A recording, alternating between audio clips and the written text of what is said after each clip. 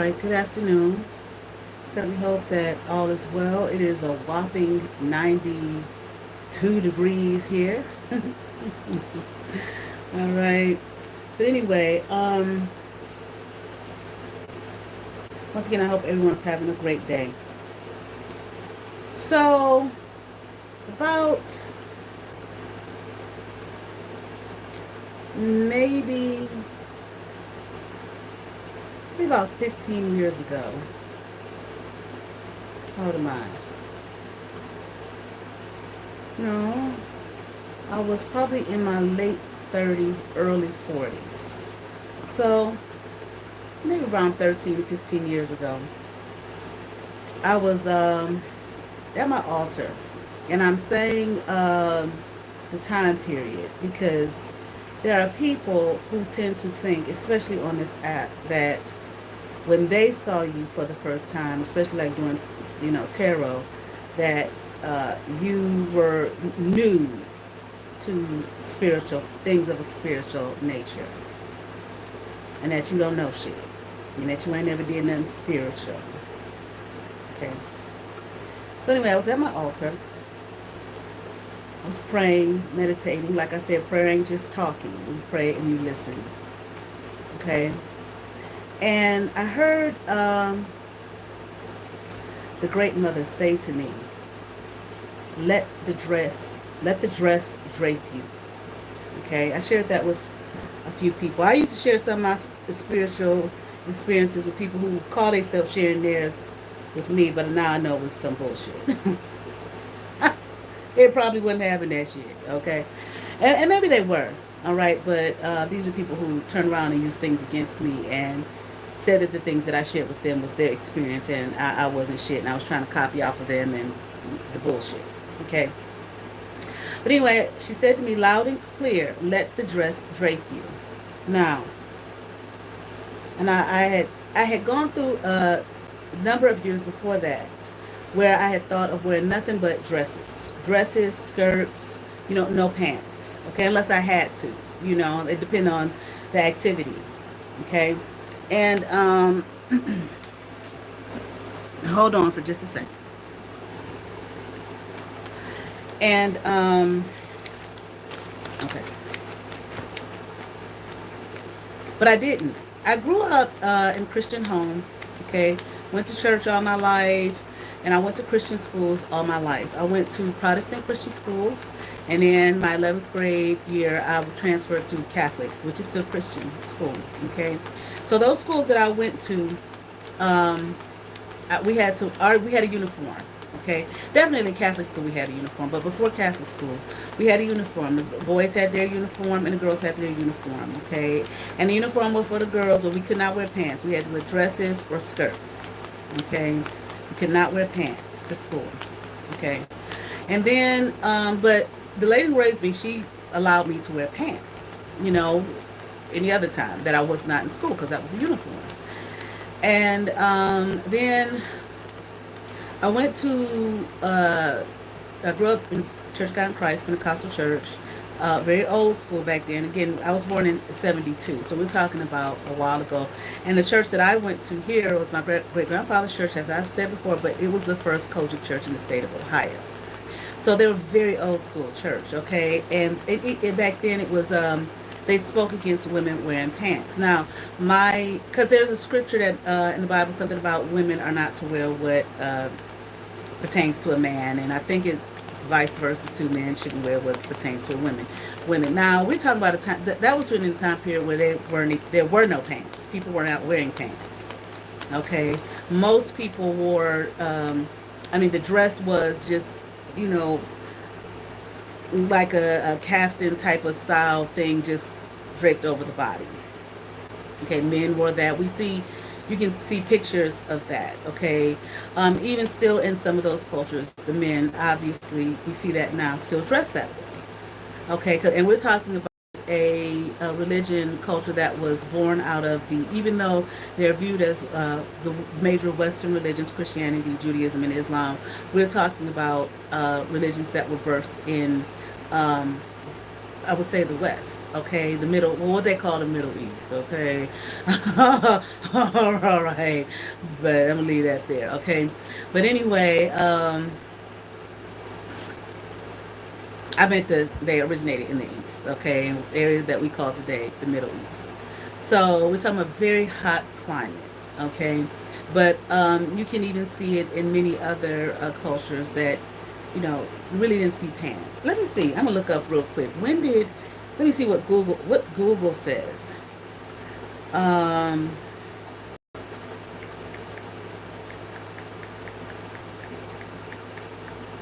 the pants.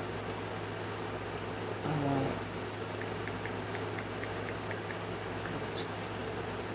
let me see. Okay, this says pants in the form of trousers were created around 1000 BCE, before Christian era. Okay, with the oldest known examples found in China, and that's what I was thinking of about China when I was thinking about pants just now. It goes into the specifics of wear.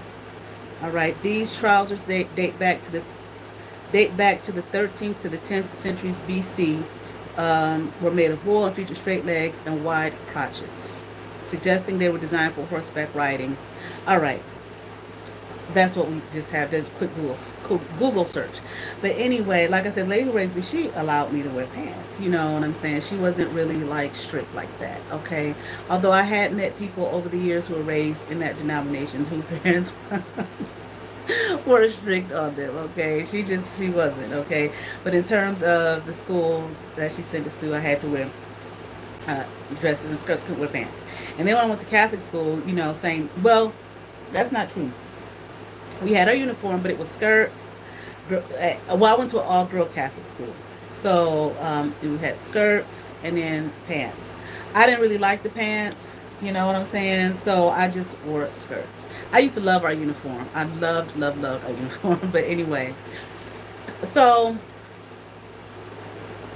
when I had thought about a few years before I heard that, when I was doing the work at my altar, um, wearing only skirts, no pants.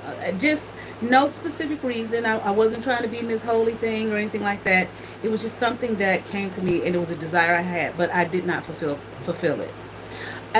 Even before that, I talked about how I studied with the African Hebrew Israelites of Jerusalem. That was I guess you could say, a faction or the group that was led by Ben Ami. Okay, I was a part of that community, and the women, we I'm not gonna say we couldn't wear pants. It was not. We were not supposed to wear pants. I mean, like, we could wear pants if we were exercising. It depends on the activity that we were doing, but it was, pretty much mandated for us to wear, skirts and dresses, and they had to be a certain material, of course. Okay, we find that in the scriptures, but cotton, all natural. We were vegan, etc., etc. Okay, so, and then I was in that environment. But again, like, we had our, of course, we didn't call them picnics. I would get, our gatherings and whatnot, outside gatherings and whatnot, exercise, things of that nature. We could wear pants, and the majority of our clothes, a lot of the sisters, I should say, made them. Um, and then, wear a lot of African attire. Okay. Um, so and then, I studied Islam, personally, a little bit, not for long, but a little bit. So the women, they wear the abayas and whatnot, okay, which is basically like a kaftan. All right. Um, but I know, like, in some, I can't say the exact, but I know some, as far as Islam is concerned, from what I remember and what I understand, they didn't want the women to be too decorated. Now, you will see some Muslim women, I mean, their bias, are just absolutely gorgeous. They're extravagant. They're just beautiful, but there's some, I think, communities that kind of frown in Islam, that frown on that. Okay, they kind of want them in black, what I'm saying, kind of dull colors. Okay, not to do a whole lot of attracting to them. So anyway, when I was with the Hebrews, it was sometimes I was in my 20s. I was in my mid to late 20s. I wasn't I wasn't comfortable. I wasn't uncomfortable, but it was just like I definitely wasn't uncomfortable being with in the community. You know, going to class and the community events and things like that because everyone was dressed that way. But I would dress that way to work, and sometimes that was uncomfortable for me. And it's so funny because I worked midtown, Cleveland. Sometimes I would walk downtown for lunch. It wasn't a long walk, but I would have on the attire, and I used to wear head wraps. And sometimes I would make them super high. One time I did like a high head wrap, and I did a higher head wrap on that. Okay, so the way people speak to you and look at you, was so different based on how you um, adorn yourself, and especially when I was with the Hebrews and I wore the attire, especially when the head wraps. I mean, men were so funny. I got everything from Assalamu alaikum, queen. You know what I'm saying? They thought I was a Muslim, a Muslima, holding the door. I would even have men bow before me, you know what I'm saying?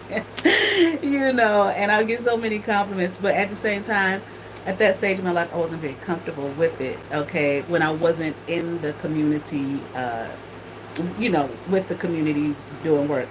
When I was on my own or at work or something like that, I wasn't very comfortable with it because you just stuck out. I stuck out like a sore thumb, and I just wanted to just be fashionable like everyone else. Okay, not that everyone is. I just wanted to wear what people may say regular clothes. Okay, like what's that? What I was wearing was regular for the community that I was a part of, but it wasn't regular for the Western world that I was living in. Okay, but anyway, so it was so long after that. It come to me to, I don't want to wear pants anymore, but I didn't do it. I continued to wear pants. I didn't. I think maybe like once or twice I tried it, and I was just like, whatever. I didn't do it. So again, I'm at my altar, and I hear the great mother say to me, "Let the dress drape you." And I said, okay. But I still didn't do it. Okay. I tried a little bit here, tried a little bit there, but I didn't do it on a regular basis. Someone's gonna say about that, I can't remember. It'll come back to me. But anyway, so I remember the abayas that the Muslim women wear, and I just thought they were just, like I said, some of them was just so gorgeous. They're so extravagant, so beautiful. And over time, oh, that was it. One thing that was deterring me from doing it here is like our winters are cold, are very cold. And I was like, well, my legs are going to be cold. And it came to me, well, that's just really an excuse because you went to these Christian schools wearing skirts, Catholic school wearing skirts. You was with the Hebrews, you wore your, when I was with the Hebrews, it wasn't a skirt we could wear a skirt, but I'm saying like it had to be a certain, like they had to be to our ankles. You understand? Okay. You've done this before. Don't make excuses. Okay. If you don't want to do it, you're not ready to do it. Just don't. If you don't want people looking at you, you feel like you're going to stick out like a sore thumb and you really don't like that, then don't do it. But don't make excuses. You understand what I'm saying? Because there are plenty of people who do it all the time, and it's like you yourself did it all the time. Okay?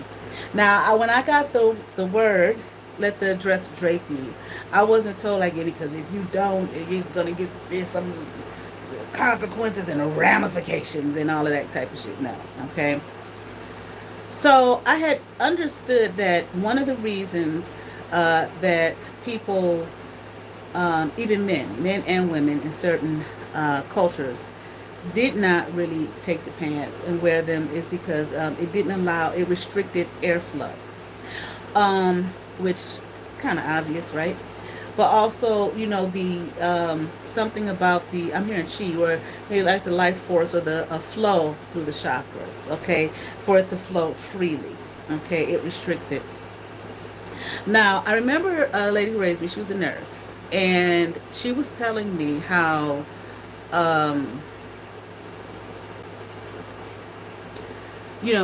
she was born in 1944, okay, so a lot of the style, of course, when I was a young woman had changed from when she was. And she was just telling me how women began to, when the styles changed, women started wearing more pants and pantyhose. No, yeah, pantyhose as opposed to stockings. You know, stockings just come up like to your thigh, and you wear the garter or belt and clip around your waist, and you clip them. Where the pantyhose go all the way up like a panty. Okay, like they didn't always have those, but when they started making those and women started wearing that stuff more, women, they had found in the hospital, because she was a nurse, that more women were coming with issues, okay, vaginal issues like yeast infections and pH balance off. Well, you know, for any young person that may be watching, you know, you can just go to the drugstore and get the cream now, okay, which I don't recommend, okay. That's a whole nother video, all right. But anyway, whereas like when I was younger, when I was like, I remember like, you know, my teenage years, that wasn't something you can just go to the drugstore and get. You had to get a prescription from a doctor, okay, for just a simple yeast infection, okay, because that's how few and far in between women were getting them. And then when women started getting them like motherfucking crazy out the yin yang, as hell, let's just put the shit in the store. You understand what I'm saying? You know, you had to get back then a diagnosis that this is exactly what you had, all right, which makes sense. I remember there was a woman, there used to be a food co-op here that I used to go to. And there was a woman at the co-op. She was middle-aged at the time. She was from a European country. I can't remember which one. But we were talking about that because you can get... Hold on just for a second.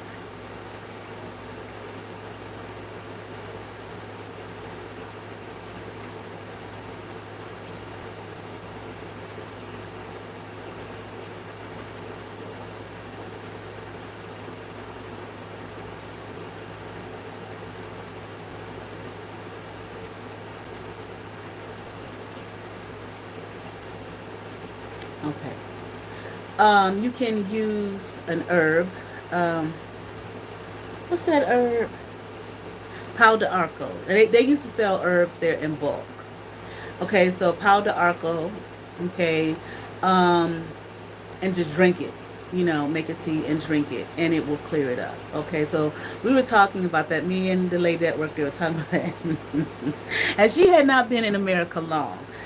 And she said to me, she said, "What is this yeast infection? What is this? These women come in here all the time looking for herb to clear. What is this thing you know, I'm just doing an accent out, you know, we don't have that in my country. I never heard of such until I got here." Now the woman was like I said, she was middle aged and she hadn't been here long. You understand what I'm saying? Well, it tells you about the cultures, the differences in culture. Okay, she was like, "We don't have that shit." I hear, but she's like, "I ain't heard nothing about no shit like that till I came to America." All right, but anyway, you know, food, the things that are in food. I mean, a lot of things can cause it. You know what I'm saying? Um, tight pants. Okay, tight jeans, which is interesting because, again, when I was a young woman, and I'm in college age, you know, jeans, blue jeans, that stretch material shit, that spandex, whatever they put in these jeans, didn't have those. You know, it was just straight cotton, just straight denim, okay, which is cotton. Then they started putting that in it, making it, you know, they stretch. So hell, your ass might really wear a size 12, but you could damn near buy those in a 10, okay, because of the stretch, all right, but it's still tight, okay, and the spandex, okay. Now I don't want to make this video about that, all right, but anyway, about some conversations that I've had with women. You know, women, we talk, okay, you know, you should, okay. You learn a lot from another woman, okay, as opposed to fighting them all the goddamn time and seeking to make fun of them and be jealous of them. You learn a lot from one another, okay. It don't matter what color they are, white, black, purple, and fucking green. It doesn't fucking matter, okay. But anyway, so, you know, she was telling me that, again, the lady raised me that, you know, women, and even still, even then when they had to get prescriptions, it wasn't like a common thing. Okay, but that shit is common than a motherfucker. Nah. Okay, don't nobody be. It's a different time. No, that's a problem. That's a problem. Okay, it's not. I'm not saying you are the problem. I'm saying that is it's a cultural problem, a cultural issue. All right. Um, there are a lot of. I'll just say this. There are a lot of women who are suffering. Okay, suffering because of this issue. Okay. I remember one time I was talking to um, I was having an issue myself. This was way back. I went to the doctor. Okay. They didn't even do an exam. And I'm like, well, you giving me a prescription for this. How do you didn't do an exam? And I talked to some other women. They was like, they won't do them. They stopped doing the exam. They're just gonna give you a prescription. Huh? That doesn't make any sense. Okay. And then I've healed my fucking self. Okay. I went online and I was researching a lot of things that women were going through and dealing with. It was so many women on there. I mean, it was I can't tell you how many sites I found with scores and scores and scores of women with this fucking issue. Okay. And not knowing what it is, not knowing if their pH is balance is off, not knowing if it's yeast infection, not being examined by the goddamn doctor. Okay. Just hey, this is, what I'm feeling or whatever. Here go your prescription.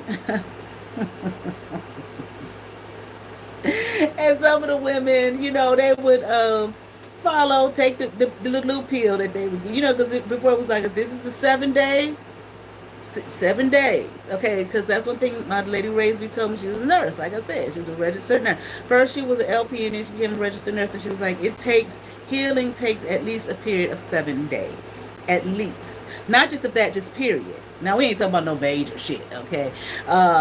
Like, have decapitated shit. So let's be realistic, people, okay? But it takes a period of at least 7 days. That's why when they tell you, well, see, I don't know what they tell folks now. Okay, the medical institution is just like whatever. Okay, it seems like, but they would tell you to if you get antibiotics for whatever, any kind of anything, you get antibiotics. They would tell you, even if they give you enough for 10 days. They will tell you, even if you start to feel better after the 3rd day or the 4th day, finish it out. Just because you feel, there goes that feeling thing again, okay? Just because you feel better does not mean that it is gone through the complete cycle of healing. You need to take them all. Because if you don't, okay, and the shit, whatever it may be, begins to flare up again and you feel it, okay, that shit ain't work. No, you didn't follow the instructions. You didn't follow the doctor's orders. And then you go try to take it again. Well, you don't have enough now. You understand? You need the full amount because you took however many pills for 3 or 4 days and then you stopped maybe for like 3 or 4 days or a week. And now it's flaring back up and okay, well, let me take that shit. Okay, but now you don't have enough. You gotta go back. Okay, or if they have a refill, if they would have it there for a refill. But anyway, so they had the 7-day healing cream, and then it became a 3-day healing cream, which meant if it's 3 days, that means the shit is stronger. Okay, probably more concentrated. Okay, which means be fucking careful with it. Okay, and then it became a thing to swallow these pills for 3 days, and then it became the 1-day pill.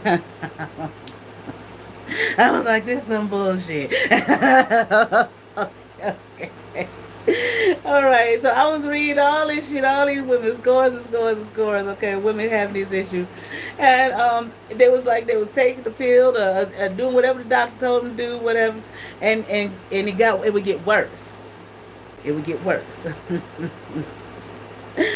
So, I guess women don't mind talking about it online as long as can't nobody see them or whatever, right? So it led me down this natural path, okay, of what women were doing to heal themselves naturally. I have talked to so many women because I'm a talker. Okay, I'm a talker. I don't give a damn. Okay, I have talked to so many women. Okay, I'm telling you, all colors, many different ages. All right, and we just be talking about the shit, and they be like, "Oh my god, oh my god, what did you do?" I mean, you can't look at a person in the face and tell that they're having, some problems down there, and they don't need nobody getting on here and think they gonna make fun with their fake ass reading and shit, especially no woman. Okay, because those types of things, yeast infections, pH balance being off or whatever, they ain't got. Everybody want to throw everything down to sex. It don't have to have nothing to do with sex. Okay, like I was talking about clothes. Too tight pants. Like I said, lady who raised me, the nurse, she was like, because it was women were they weren't wearing clothes like those. They weren't wearing pantyhose. They were wearing stockings. Not a lot of women were wearing pants. And if they were wearing pants, okay, or even jeans, which are pants, there wasn't them tight ass shits that they throw on women nowadays. Okay, now it might have gotten better for women because women were in leggings. Okay, which I feel probably allows for it's still some restriction to a degree, but not as much, I would think. Okay, and then it depends on the material. Okay, because I think a lot of leggings are made out of cotton. I think. Okay, but anyway, so keep that shit to your fucking selves. Okay, but anyway, I didn't mean to get off on all that. Okay,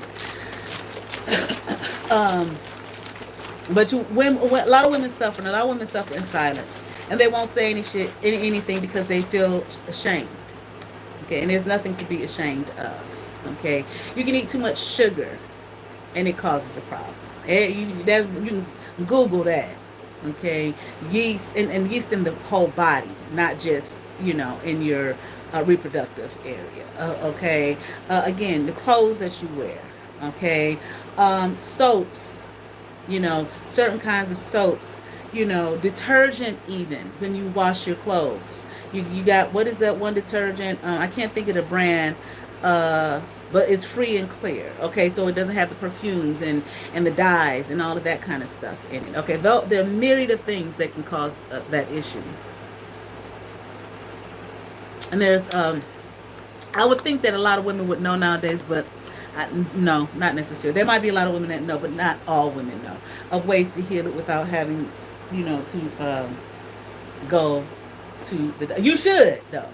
You absolutely should. If something's wrong with you, it don't matter what it is.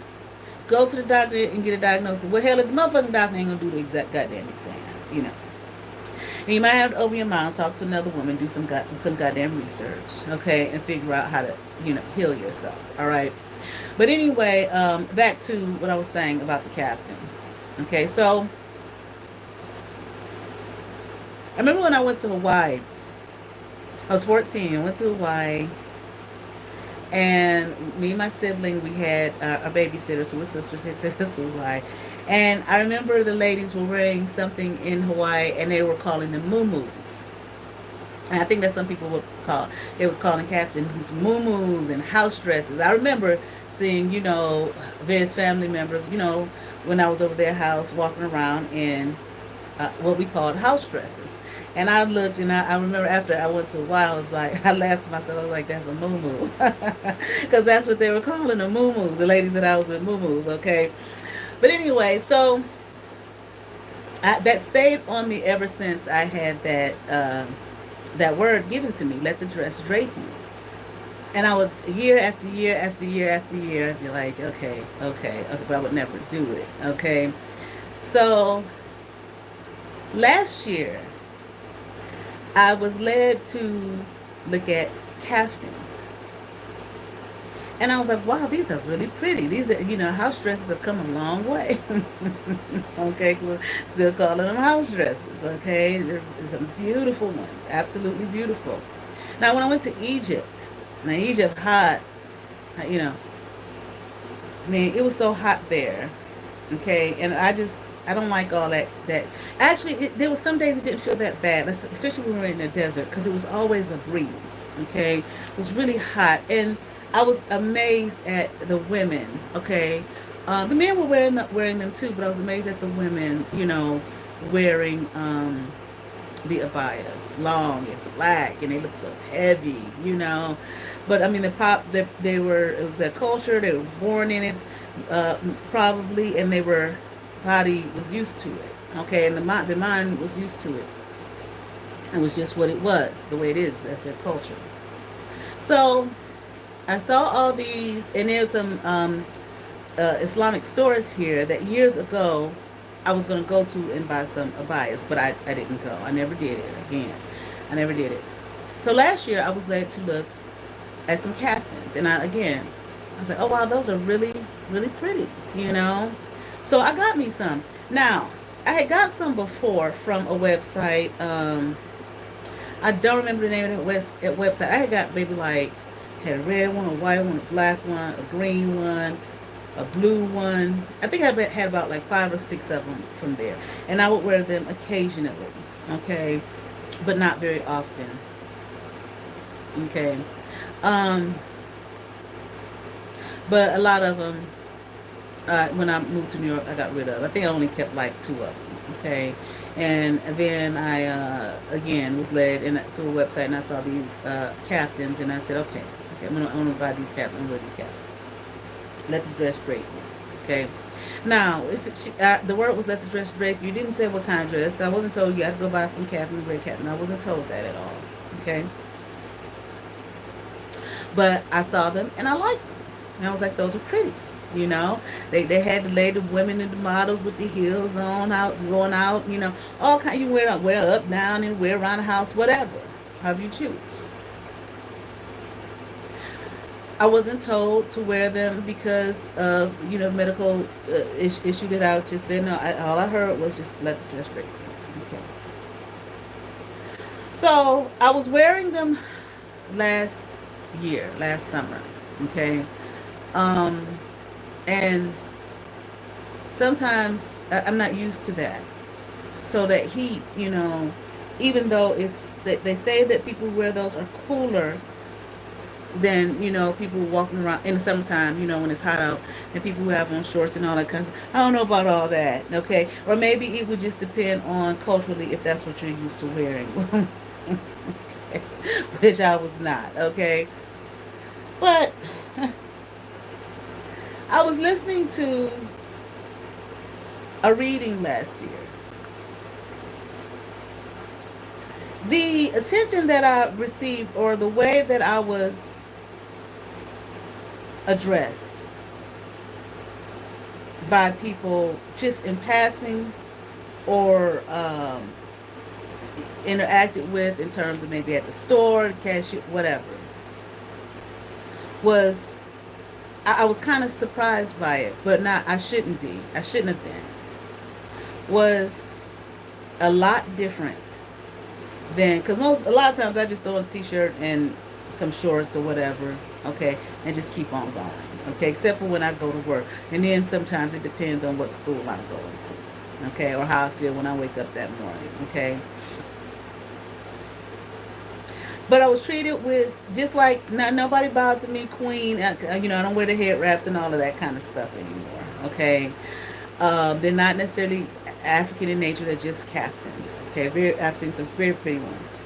And I found a website that I saw on Pinterest. That's the majority of the website. Them shits is sharp, okay. But I haven't bought any yet, but I will. And, but it just was people treated, talk to you and interact with you with a lot more courtesy, a lot more respect. And you may say, well, that's not right. People should be, yeah,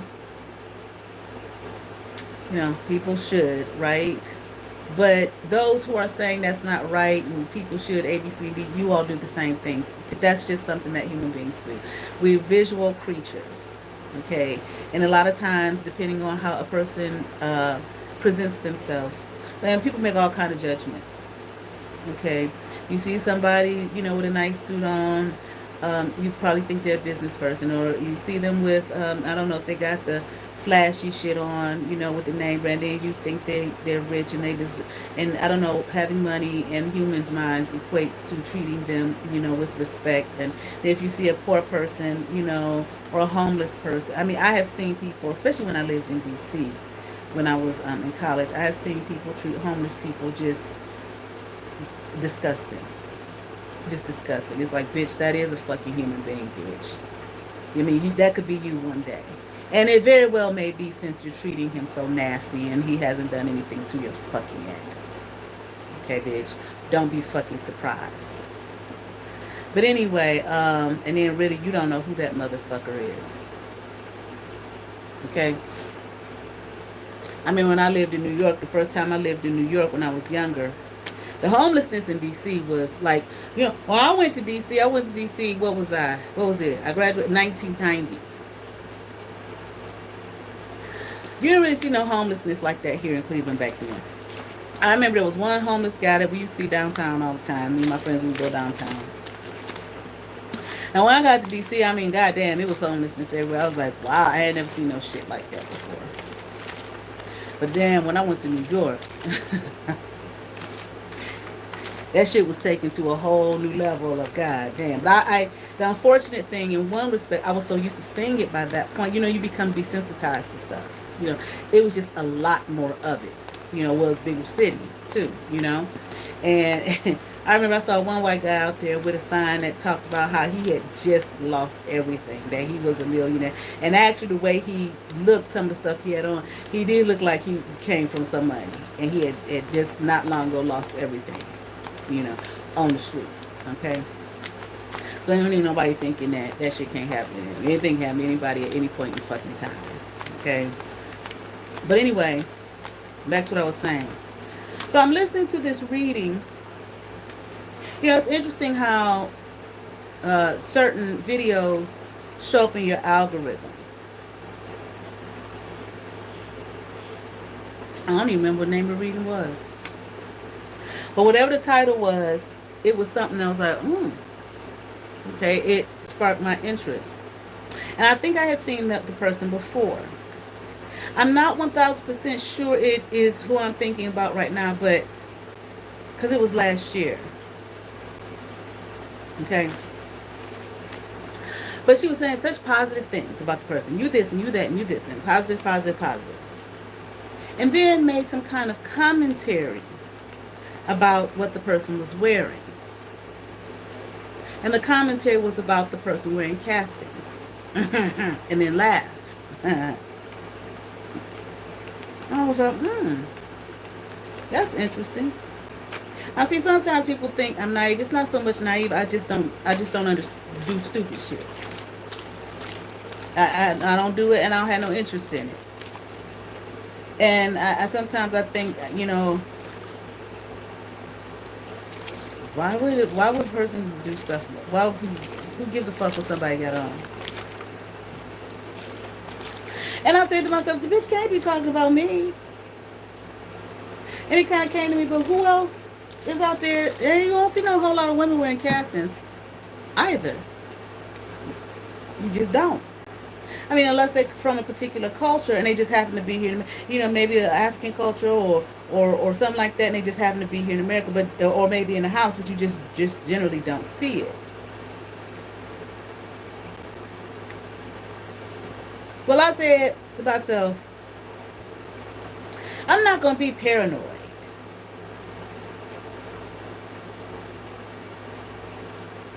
I'm not going to be paranoid.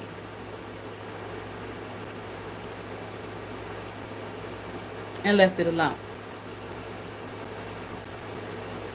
But every blue moon, I could hear them motherfucking words from that person's mouth. And then I realized, after I said something last year about, okay, hearing a reader talk about somebody cutting their hair, because I cut my hair off last year. Well, I done showed you pictures and shit where that ain't new for me. I've been doing that shit since I was about 20 years old. And I realized, I said, oh, so what they do. I ain't saying all the readers on here. I'm talking about those who I talking about made the commentary. Remote view. Because goddamn, if it's that person living on the other side of the country from me,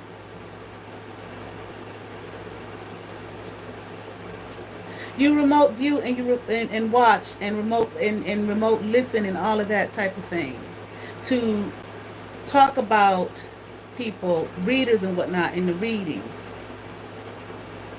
Smoke signals.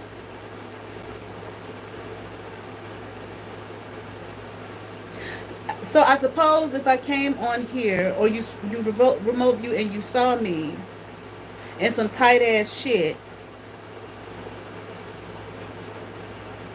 tight ass jeans, a tight ass shorts, and a tight ass shirt with my nipples popped out, then I would be worthy of not being talked about and laughed at. Yet sometimes some of these, and I ain't saying who and all that kind of stuff, are the same people who talk about how they're chosen and they're angelic and they're God's number one son and daughter and all of that. But the interesting thing is, while you're making fun of me, if that's what that person was doing, while you're remote viewing me and minding my fucking business, when I don't even know what your face looked like. About 15 years ago at my altar, doing my private spiritual work, I was told by the Great Mother to let the dress drape you. And again, I didn't know what kind of dress and all that. And then she guided me to this style of dress. This actual dress. This is what I have one on right now. When I say dress, I mean a dress, not the way we dress. A dress. That type of dress. So I don't know, were you making fun of me or were you making fun of her? Were you clowning me? Or were you clowning the Great Mother? That she who has given you life. When we study the story about in the I don't have the book anymore. What's the Nag Hammadi?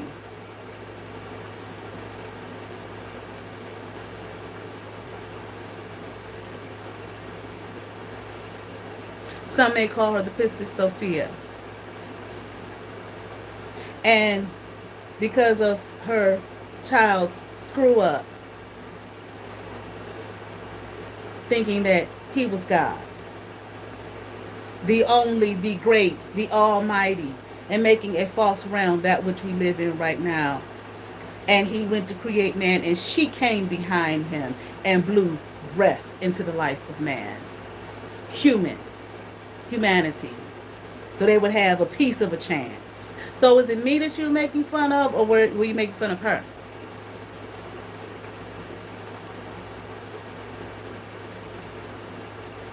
I don't know, I just think people should be careful about coming on this app and looking at people that you don't know, you've never met a day in your life, you never had a conversation with. Oh, but you're part of the group and the man told you, or whatever the bullshit is. That people keep trying to send me the bullshit emails thinking that I'm going to take. They say, yeah, I be a part of it. Which I said a long time ago, don't send me that shit no more.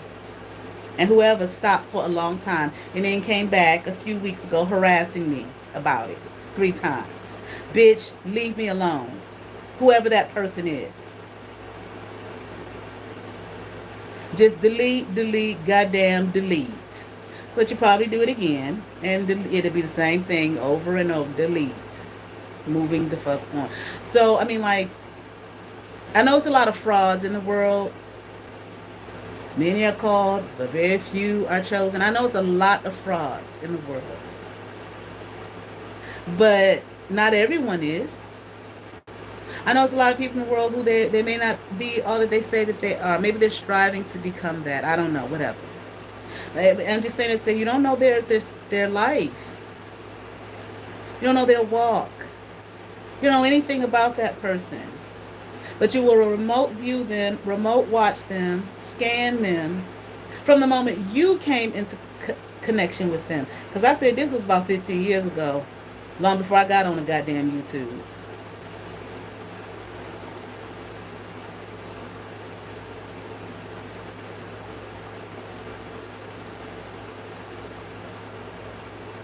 for my first channel. Before it was even a fucking thought. Now, it's not. I'm not mad about it. I just think it's so silly.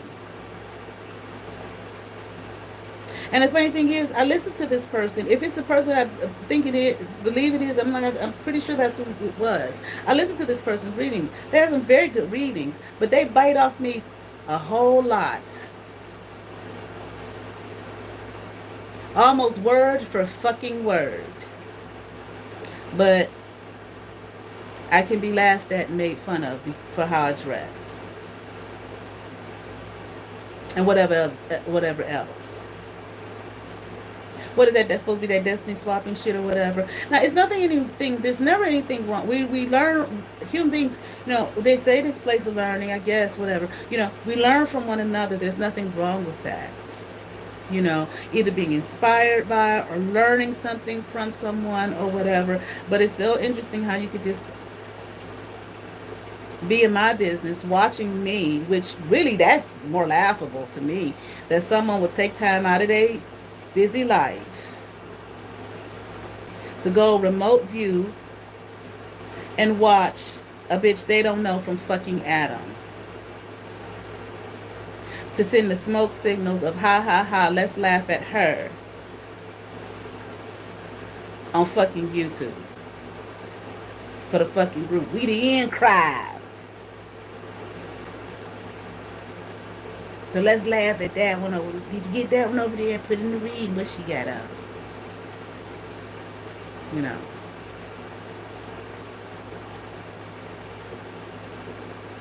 I was instructed to wear this. I know a lot of people talk shit. They talk about what and they don't do it, or they just talking or whatever. But I don't know. Maybe you were laughing at her. Maybe you think she's a joke. She's a joke to you. And maybe all those women on the other side of the world who wear abayas and who wear kaftans, not as house dresses, that this is their attire. That's what they choose to, that is their cultural way of dressing. That is how they dress. Maybe you're making fun of them as well. Okay.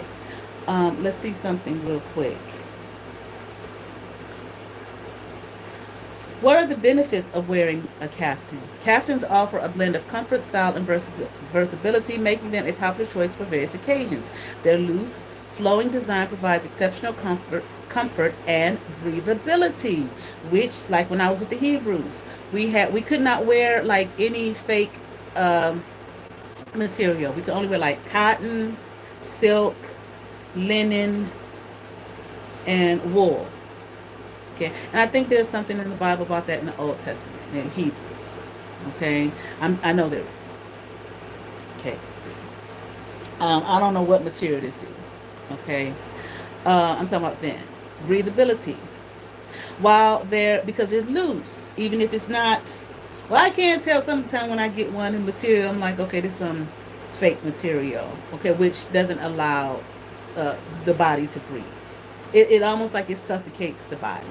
Because the body is pores and it needs to breathe, and that's why they say it helps you to stay cool. Okay. Breathability. While their adaptable nature allows for diverse styling options, from beach wear to elegant evening wear. Like when I've seen pictures of it on various websites. Again, there are some pictures where they have women, they got their kaftan on and got them some sharp ass heels with their little purse, like they're about to go out on the town, and then they show some of them at the beach with their sandals on, so on and so forth. They're showing the versatility of it. Okay. It allows for freedom of movement. It doesn't restrict the body. Okay. They're typically made from breathable fabrics, once again, like cotton, linen, silk, or chiffon, which promote what? Air circulation, just what I just said. Air circulation and keep you cool, especially in warm weather. Perfect for hot weather. The airy nature of kaftans make them ideal for staying comfortable and preventing overheating on hot days. Hell no, it ain't nothing like having on a pair of hot ass jeans in 90-something degree weather. Okay, now I was young. I used to be able to do that. This shit didn't bother me. I was younger. Okay, but nevertheless, it prevents overheating on hot days. Okay, flattering to all body types. It can be flattering for various body types, shapes, and sizes. You can dress it up, dress it down. You can wear belts, jewelry, different types of footwear, endless possibilities. It offers sun protection. Okay, easy to pack. Okay, a great maternity wear. You don't have to buy separate maternity clothes. Cultural significance. Kaftans have a rich history and cultural significance in various parts of the world, adding a layer of depth to their appeal. When I went to Egypt, I went with a group from, I believe the group was from Atlanta, but the girl who was in charge of the trip, she was she from New Jersey or New York? I believe New York. Listen, man, she had gone to Egypt so many goddamn times, okay? She had so many Kaftans to buy us, and the way she wore it, now, one of the ladies that I was with, she's from Cleveland, she was like, I couldn't stand that shit. But I thought that she wore them so beautifully. You know, she had so many various styles. I mean, just really nice. I was talking to a woman at one of the schools I work at here. She's Italian. Okay, she's a little bit older than me. Is she Sicilian? You know, I believe she's Italian. I know Sicily is part of Italy, but I think from Sicilians I talk to and Italians, they don't really. There's some issues there between the two of them. But I believe I know she's from Italy. Okay, and she was telling me how the woman is very stylish, and how she wears them and does various things to them with belts and shoes and jewelry and so on and so forth. She even got a choir robe one time she found from one of the thrift stores and just did it up and went out to one of her events. Okay, whatever. So I don't know. I don't know. Were you making fun of me, or are you making fun of a whole culture of people? Making fun of the great mother because she told me to let the dress drape you. Here goes some dresses for you. Okay, there's just something to think about. All right, that's the end of that. I'll be back. You all have favor. Peace.